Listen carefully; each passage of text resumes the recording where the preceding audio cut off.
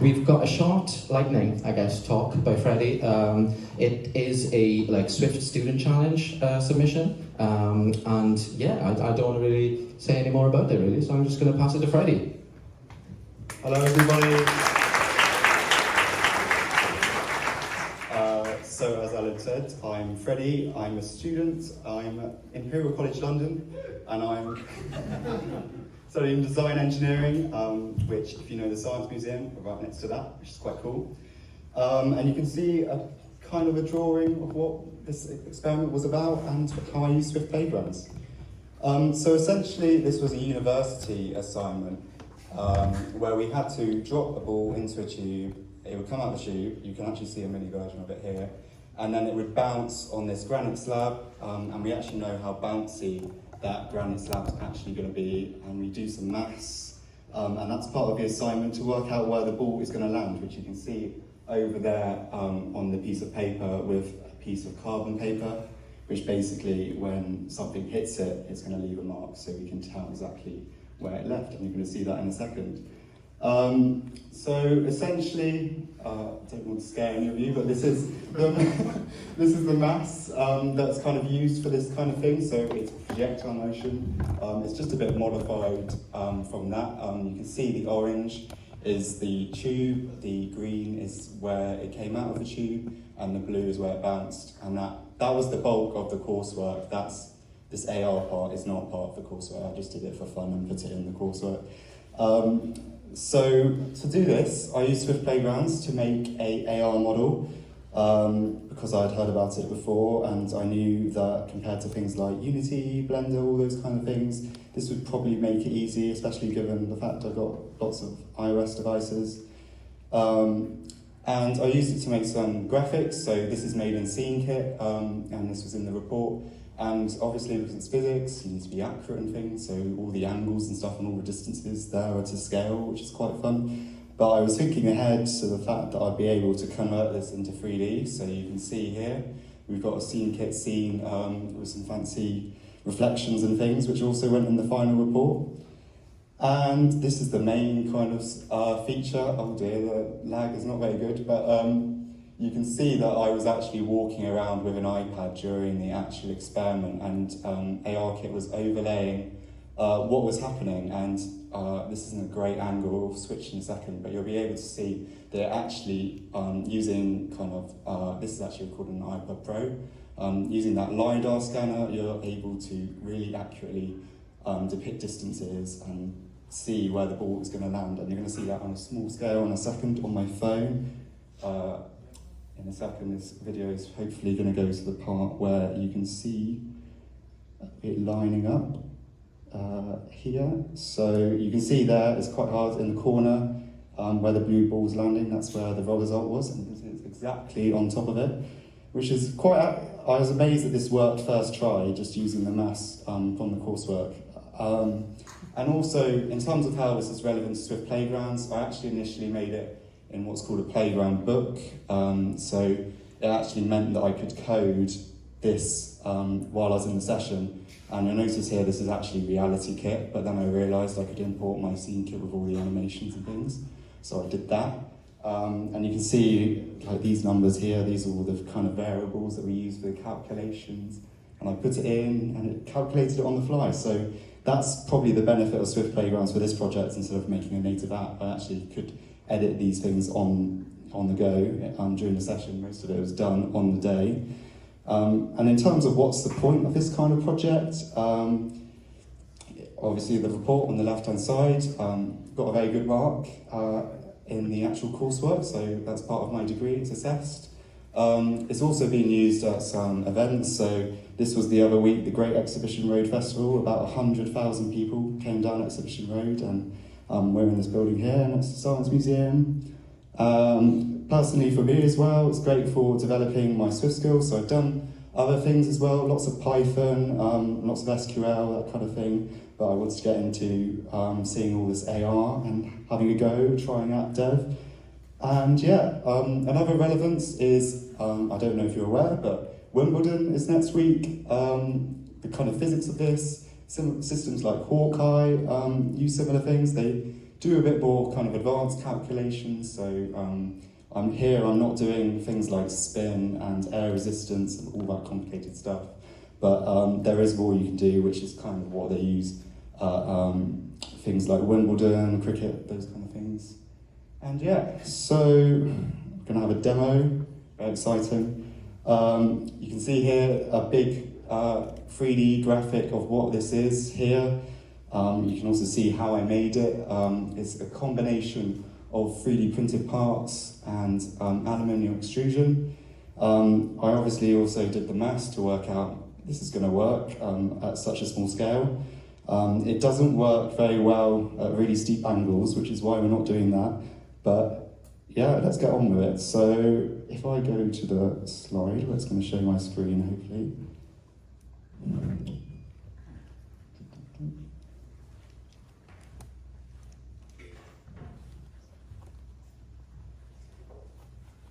Yeah, so that's not showing for some reason. Let's go.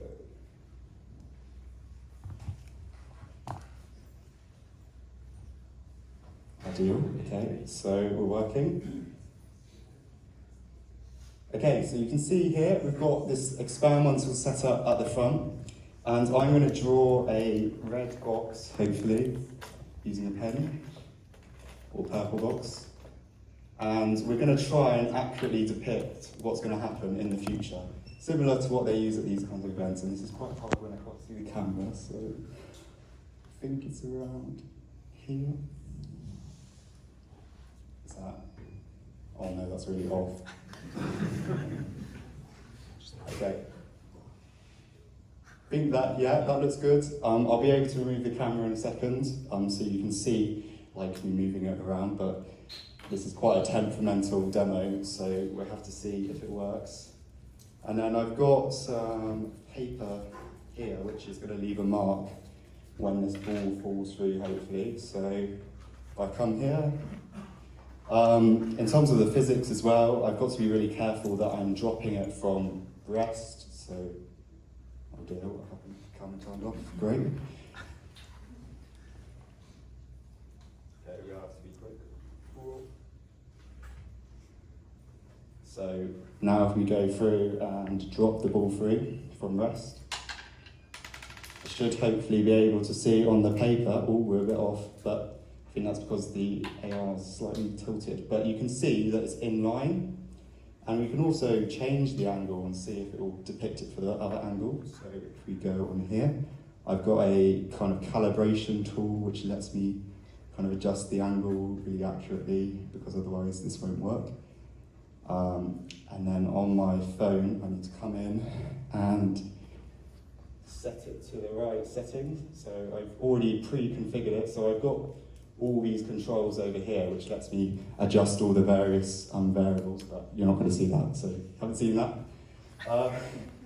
And then I'm going to drop another ball through, and hopefully, now again, because this tube's tilted really steep, there is a chance that it could bounce, or it could go straight down, which is going to mess it all up. So hopefully that doesn't happen.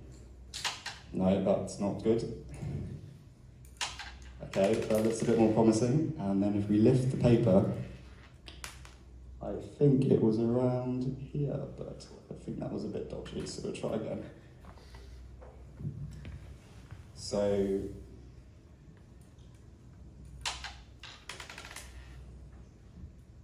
yeah, so it's coming around here, and then if we look on the camera, is that accurate? It looks vaguely correct. Yeah. So that's the demo. It works really well in the experiment. You can see as you adjust it and things, it would change. Also, you might notice that if I tilt this, it's also changing the actual distance of where the tube's exiting. So I did all that in here, so you can see here that you can like adjust where it's going to be. So I can change how high it is, I can change how low it is. So I kind of did that in this session to make it all line up. So anyway, that's that. And then, yeah, so in terms of Swift Playgrounds, it actually now lets you release apps on the App Store. So my cursor has disappeared again for some reason. And you can also release them on App Store Connect as well. So if you have any kids or anyone wanting to get into Swift as a whole, or that kind of thing, or you know any STEM clubs and that kind of thing, you can let them know. And in terms of actually what that looks like during development, I can show you that too.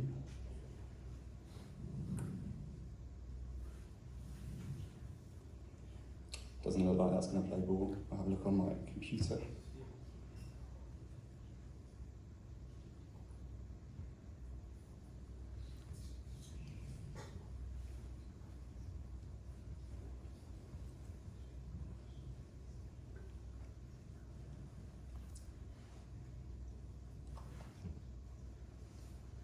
you see that? No.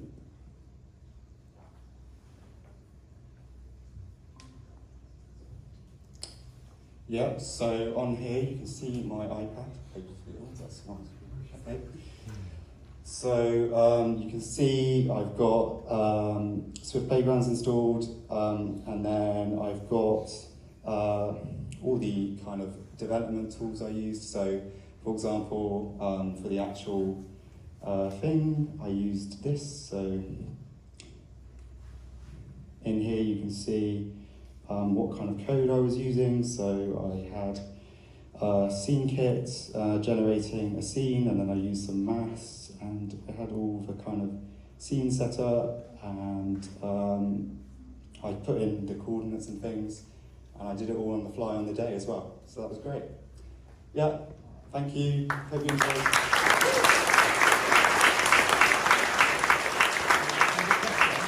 Yeah, any questions?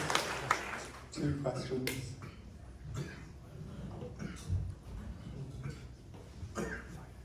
Yeah.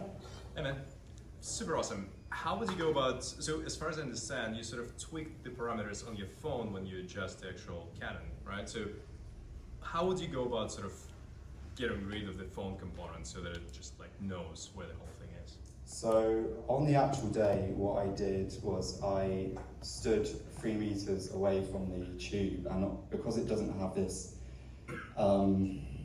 kind of setup where I'm moving, like where it's actually physically as well, because of just how compact it is, that didn't matter on the day. So I've edited it slightly for this demo, but I guess you'll need to use kind of tracking on the tube, and you need to lock onto it. But to be honest, for the coursework, that was a bit beyond what I needed to do.